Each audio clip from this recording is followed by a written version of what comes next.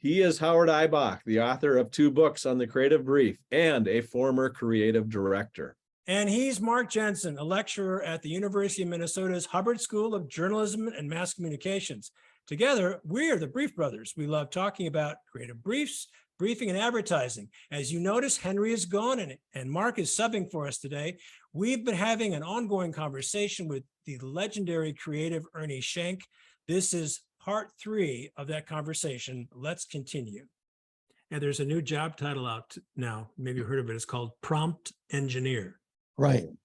Right. It's be able to have an engaging conversation with ChatGPT in a way that ChatGPT can give you really what you need. You have to know how to ask the questions correctly. That's I did that before we started talking. I asked ChatGPT to help me find some interesting tidbits about you. And I had to focus the question more specific. And I finally said to ChatGPT, says, what can I ask you to help me find articles that Ernie wrote? And it gave me some ideas. And I said, well, can you give me the links to his articles? And he said, no, I'm sorry, I can't do that because I don't have access to communication. Right. That happens a lot. Yeah, no, But now this new title is just indicative of the kind of thing you're talking about. It's the Me Too stuff. That's right. It's there's an agency called, I think it's what are those guys? Supernatural. Have you heard of them? No. They used to be the in-house agency for Accenture. Oh. And Accenture, and now they're out. John Elder, I think, is the guy that runs it. And they were the first agency to jump all in on AI. So they're leaning right into it. They're not just offering it, they're into it. We'll see how that goes. But I wrote a post a few weeks ago about AI, and it plays to your thing about the engineer, the prompt engineer, and because it's true. If you're going to work with AI, you better learn its language. And I was reminded of the movie Arrival. I don't know if you've seen that. Yes, I have. But language plays a big role in that film, and you have these aliens that don't use words or language. They have symbols, and so we have to learn to communicate with the aliens. We've got to learn their language. The same thing with AI. We have to learn how to get the most out of it. So I can see how this idea of a prompt engineer arose. Right. But let's get one thing straight on my end about AI. To me, AI. I mean, you have those that are running around saying, just watch. It's going to, within a couple of years, it's going to be able to do creative work that's on a par with, human beings. You know what? That's not going to happen because human creative work is based on human emotion, and a machine can never have that. I'm sorry. It just won't. I mean, maybe I'm wrong. And there'll be a day when it is, and I'll be amazed. But I don't believe it. It is a tool. I've used it, but I've used it in a way to kind of in just a very rough way. It's kind of like working with a junior writer. Like, give me 12 ideas for this or that or whatever it is, and you'll get 12 ideas. They suck as they're written, but sometimes there's a nugget of something. Yes. Like I could do something with this, like a junior would do. It's not finished, but there's something there. And if that's all it ever can be, well, that's fine by me. But anyway, let's do a segue, because I wanted to ask you about two things that we haven't covered yet. I mean, you gave us the little bit of the background on how you got started writing for communication arts, and you've been incredibly prolific. Why would you want to start another? I mean, I understand and I admire it, but now that you've done Strange Alchemy, the first question is, as a writer myself, I'm going to say, wow, you have something that you haven't had a chance to say in your columns that you're now having a chance to discuss in your new, I guess, do we call it a blog? It's a newsletter. It's a newsletter. It's a newsletter. Yeah. So Yeah. tell us about the origins Yeah. of Strange Alchemy and what Sure. motivated you to start this. Well, it wasn't because I felt that I could do things in Strange Alchemy that I wasn't able to do in the column. Because, as I said, from the very start with the column, I've had autonomy to write about anything I damn well want. So there's nothing that it's not for that reason. What happened is that I would have readers that I would run into who'd say, you know, I really love your column and everything, but I wonder, is there any way that you can, that you could write on a more frequent basis, because it's every other month the column comes out, which is nice. But I wish there was a way we could read more of your stuff more often than just once a month. So I thought, well, okay, this the whole idea of newsletters began to rise last year, and you had Substack and whatever doing this, and it's taken off wildly. So I started Strange Alchemy for that reason, was to be able to kind of do a CA column, if you will, once a week, and many times my posts on Strange Alchemy are longer than the ones in the magazine. But it's a cool thing for me, because like I feel that if you're going to be a writer, you've got to write, and you got to write a lot, and you got to write as much as you can.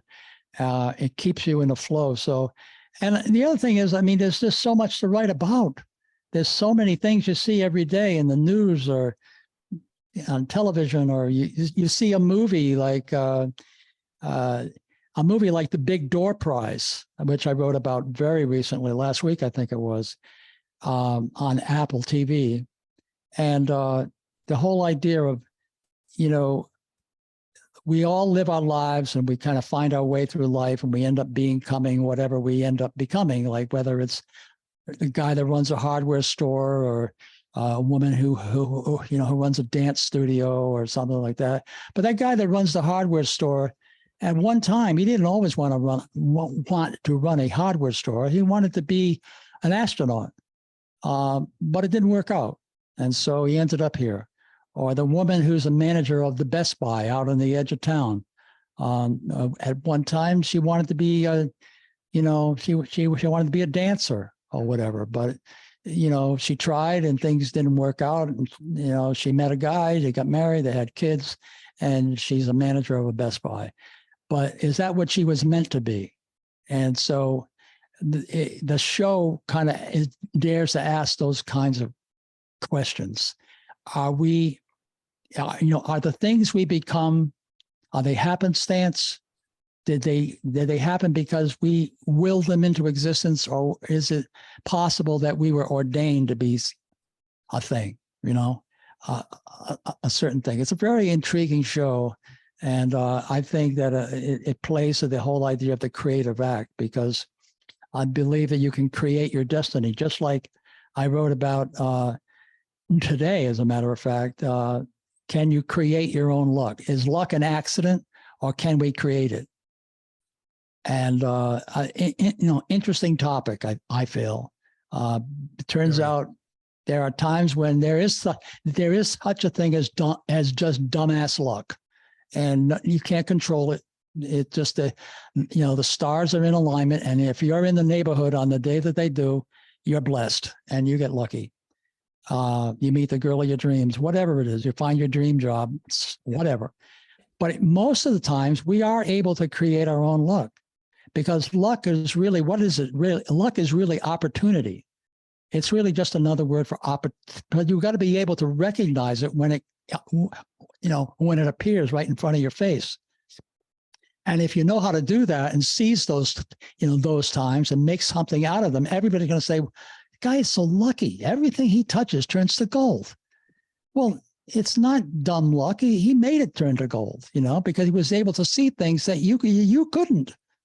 So those are the types of things I've always been interested in writing about, whether it's the column and now the newsletter. There's a lot to write about. And have you felt that you've been able to do what you wanted to do with the new newsletter? Yes, I started it on Halloween of last year, and it's been blowing up ever since then. It's been a big surprise. Yeah, I've done everything I want to do. There's a lot more I want to do. I want to be doing a lot of other things. I have you talked about your workshop. I'm getting ready to launch a workshop of my own that kind of is kind of unique in that it is based on my columns in the magazine. So what we do is we take let's say an agency wants to hold a workshop. It's only an hour. It's not 8 hours like you're all day. I couldn't, man, I'd die. I would die. But anyway, so what I do is I give the agency maybe a dozen columns, and based on what I've heard from them on what they could use with their people. And then you choose one of the columns or whatever it is. Let's say it's the hummingbird thing, for example. Okay. So before the day of the workshop, everybody it's going to be in the workshop will have to have read the column. They have to come prepared with questions, and I do too. And it's the Socratic method. I'm not going to stand up there and I'm not going to stand up there and lecture somebody. I'm not Luke. He's great at that. I can't do that. And I can't do 8 hours of lecturing, so I do the Socratic method too. So yeah. Kudos to you. Yeah. So when we on the day of the workshop, I make some opening remarks. I ask a provocative thing, and let the dogs have it. Just you throw them the bone and let them go at it. I want them questioning me. I'm going to question them. They argue with me. I'm going to argue with them. They're going to argue with each other. They're going to questions, because I feel that's the best way you learn about anything. I love it. Just no Luger though, right? No Luger this time. Hey, Ernie, I'd like Nope. to kind of follow up on that area, but when you were talking about movies and shows and things like that, and you mentioned the Rick Rubin book, what other books have you read recently that are really inspiring and interesting? I haven't read a lot of books. I used to be a big reader, huge reader. I haven't been so much lately. I've been much more into, because I've been delving into writing movie screenplays or television shows and stuff like that. I'm much more, into watching, shows. So I haven't, but Rick's book was notable because it's been talked about a lot in the press. But I can't think of anything like it or whatever. So. Well, let's go ahead, Mark. Any blogs or things like that you read just to get inspiration from? There's one. Well, yeah, there's a lot of newsletters that I I because I'm involved in that whole world now. It's opened up a whole lot of things. Like there's one called The Art of Noticing, and it's written by a guy who writes a column in Fast Company, and we've become friends. And it kind of piqued my interest because of what I said that about. Again, the hummingbird is you have to be able to notice things in the world. If you're not mindful, I've done a lot of mindfulness training lately, because if you're not mindful of your surroundings, it's very hard to be a great creative person. You've got to know what's around you. There was a woman named Marie Howe, who's a professor at NYU, and I keep getting these beeps in my head. I don't know if I'm going to lose my headphones or not, but anyway, let's keep going. But anyway, she did, I think it was a TED Talk where she talked about at the beginning of each school year, the first class of the year. This is not another Lucas story, so don't worry. But she will ask the class to write down 12 things that you saw, you heard, or you smelled, or you felt on the way to class this morning. They're paralyzed. They couldn't write anything except the obvious stuff. I saw a lot of cabs. I saw a police officer. I saw a woman walking a dog. No, I'm talking about minutia. A ladybug on a lamppost. That's what I'm talking about. And she made them do that every morning. By the end of the first month, they were coming back with such detailed observations. It got them to see the world, the secret world all around them. This is the view of the poet. The view of the poet. Yeah, poets are looking for those kinds of details. That's my background. Yeah. Wonderful. Yeah, that's my background. I want to give you a chance, Ernie, to talk about immortal branding. You hinted at it a little bit earlier, but tell us more about what is immortal branding? What is this important? Why is this important to you? Well, a few years ago, I hit upon this idea of immortal branding, and all that means is there are some brands that have had a purpose. Another buzzword, but it's a valid one. Have had a purpose and a mission forever. If Disney is, this year is their 100th anniversary. I guarantee you that their mission 100 years ago is their mission now, and it will be 100 years from now. If ever there is a Disney World on Mars, it'll be the same mission that placed it there, to entertain families. It's family fun. Yeah. Nike hasn't been around as long, but it's been an unwavering mission of just do it, of, no excuses, get up off your butt and do it. And although the creative has changed over the years and slid this way and that rail, they've always been riding that rail for a long time. There are other brands like that. Now, there's a great reluctance for most brands to make a commitment for that long. If we mean for 1 year or 5 years, let alone 100 years or 1,000. Most CMOs of those companies don't last that long. They don't last that long. So that's the problem. So it can't be an initiative of the CMO. It has to be at the CEO level, at least. And it has to be a collective. It has, at the highest level of leadership, there has to be a commitment to what you stand for. You can change things within it, but the mission has got to stay. So a colleague of mine, we're going to start a thing called Endless that's what we would be offering. That was our offering. We had a whole thing all ready to go, a whole pitch deck. It was fantastic. And but there's a cathedral in Spain you may be familiar with it. I can't think of the name of it right now, but they've been working on it for like.